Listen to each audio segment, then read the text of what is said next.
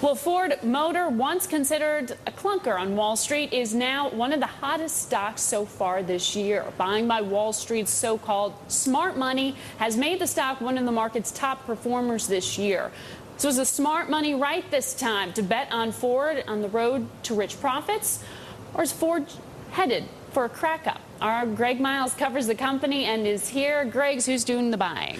Yeah, I'll tell you one thing amazing here. This is a striking turnaround in sentiment, Margaret. You're talking about a stock that was the worst rated stock in the S&P 500 just a few years ago. I mean, it was the stock not to buy last year, as you know, considered to be on the edge of bankruptcy. Now, this caused a number of big institutions buying into the company to plunge from around 480 5 years ago down to a low of 160 institutions earlier this year. But since then, it's bumped up to more than 200, which people say is a sign that investors are saying, look, this thing's going to turn around long term. This is just not a short-term trade.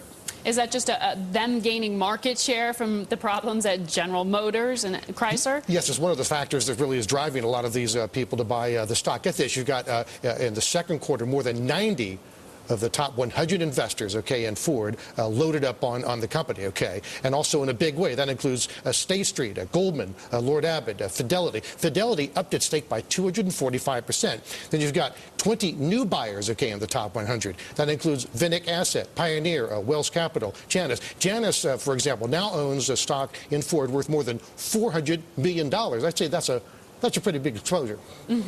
Well, what's the outlook here from the analyst viewpoint? I mean, what's the outlook on the stock? Yeah, it's interesting. There's still a huge amount of skepticism, about this company. Remember, this stock has fallen 90% over the past decade, despite short rallies when people thought it was going to finally, turn around. You've got 2/3 of analysts covering the company have a hold or a sell. 6 of them have a sell, including Citigroup. Now, Citigroup values the stock at about $4 a share. Now, if you believe that valuation, the $7 to $8 a share has been trading at is way overvalued. Now, I spoke with Brian Johnson, another analyst, about this at Barclays. He agrees. Let's listen to what Brian had to say. We believe the stock is rich at $7 to $8 a share. We've got a $4.50 price target and maintain it underweight. So if you believe those bears, this thing could get sideswiped. Smart money of the analyst. Who do you want? Maybe it's a short-term trade. That's right. All right. Thank you so much, Thank you. Greg Miles. The latest on Ford and the auto sector.